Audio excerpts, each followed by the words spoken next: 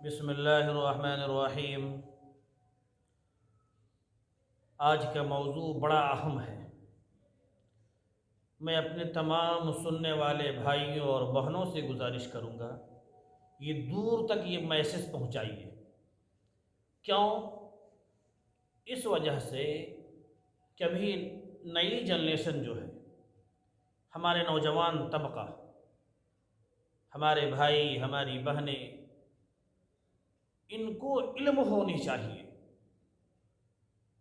کہ ہندوستان کو آزاد کس نے کرایا، کس کا اہم رول رہا ہے۔ معلوم نہ ہونے کی وجہ سے ہمارے نوجوان پشو پیش میں رہتے ہیں اور ایک سوالیہ جملہ ان کے ذہن میں ہوتا ہے، مجھے معلوم نہیں۔ میرے بھائیوں، معلوم کیجئے، پھر اس کے بعد فخر کیجئے کہ الحمدللہ اس ہندوستان کو آزاد کرانے میں ہمارے علماء اور اس زمانے کے مسلمان بڑھ چڑھ کر حصہ لیے۔ آج یہی موضوع ہے۔ فہرست میں بتاؤں گا آپ کو مختصر وقت میں، اور آپ سنیے تاکہ لوگوں کو آپ بتا سکیں، اور یہ تاریخ کی کتابوں میں لکھی ہوئی ہے، اردو میں لکھی ہوئی ہے۔ ہندوستان پر انگریزوں کے قبضے کے وقت ہمارے علماء زبان حال سے یہ شعر کہہ رہے تھے، باطل سے ڈرنے والے اے آسمان نہیں ہیں ہم، 100 بار لے چکا ہے تو امتحان ہمارا۔ علماء کہہ رہے تھے۔ اور جب ہندوستان آزاد ہوا تو لوگ علماء کی قربانیوں کو بھول گئے، تو پھر علماء نے زبان حال سے یہ کہا، پتا پتا بوٹا بوٹا حال ہمارا جانے ہے، جانے نہ جانے، جانے نہ جانے، گل ہی نہ جانے، باغ تو سارا جانے ہے۔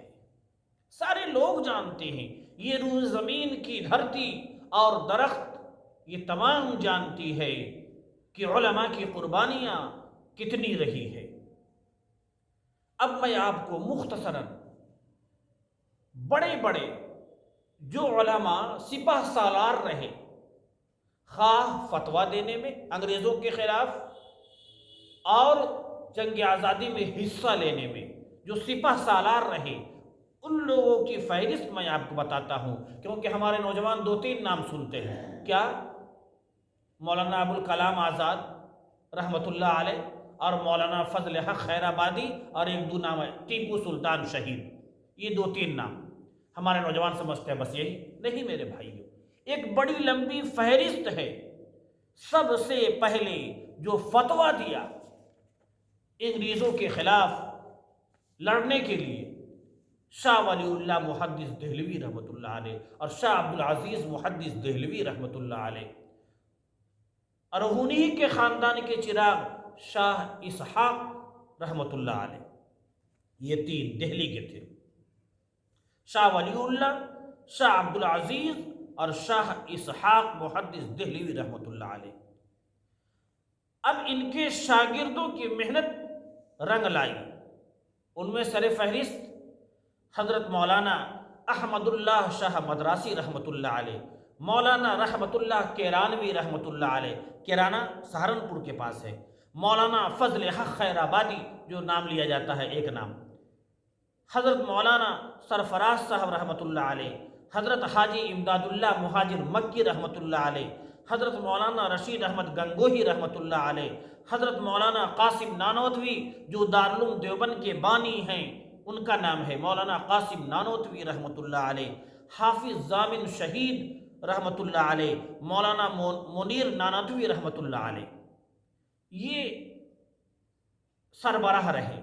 پھر آگے نام آتا ہے مولانا احمد اللہ عظیم آبادی یعنی پٹنہ کے، بہار کے، مولانا یحییٰ علی رحمۃ اللہ علیہ، مولانا عبدالرحیم مولوی احمد اللہ شاہ، مولانا جعفر تھانوی رحمۃ اللہ علیہ، مولانا حسین احمد مدنی رحمۃ اللہ علیہ، حضرت شیخ الہند رحمۃ اللہ علیہ، حضرت مولانا ابو المحاسن سجاد بہاری رحمۃ اللہ علیہ جو عمارت شرعیہ کے بانی ہیں، مولانا آزاد، یہ ایک نام اور لیا جاتا ہے، یہ دو نام، فضل حق مولانا آزاد، مولانا سلمان ندوی رحمۃ اللہ علیہ، گاندھی جی، مفتی کفایت اللہ رحمۃ اللہ علیہ، یہ بڑے بڑے علماء، مولانا نصیر الدین دہلوی رحمۃ اللہ علیہ، مولانا ولایت علی عظیم آبادی رحمۃ اللہ علیہ، مولانا عنایت علی عظیم آبادی رحمۃ اللہ علیہ بہار کے، مولانا عبد الوہاب، یعنی بڑے بڑے علماء.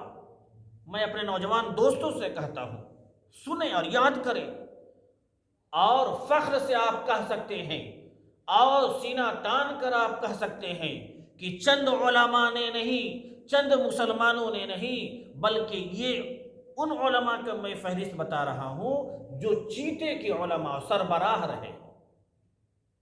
اس لیے میں اپنے بھائیوں سے گزارش کروں گا کہ آپ اللہ کے واسطے تھوڑا سا تاریخ کو سنیے اور سن کر کے اپنے بھائیوں کے سامنے بیان کیجئے کہ یہ رول رہا ہے، اور ہندوستان کے تعلق سے صاف بتا دیجئے ہندوستان ہمارا آبائی وطن ہے. روایت میں آتا ہے حضرت آدم علیہ السلام ہندوستان میں تشریف لائے، لہذا حضرت علی رضی اللہ تعالیٰ عنہ نے فرمایا ہندوستان میرے والد کا وطن ہے، یعنی حضرت آدم علیہ السلام کا. ہم اپنے ملک سے محبت کرتے ہیں، انڈیا ہمارا ملک ہے، لیکن یہ صرف زبان سے نہیں بلکہ آپ نام بائی نام بتائیں کہ فلاں فلاں فلاں. اب آگے آئیے، مختصر میں آپ کو بتا دوں، علماء نے لکھا ہے جب انگریزوں نے ہمارے ملک ہندوستان پر قبضہ کرنا چاہا تو جنگ آزادی کے دریا میں لاکھوں لاکھ علماء اور مسلمانوں نے اپنی شہادت پیش کی.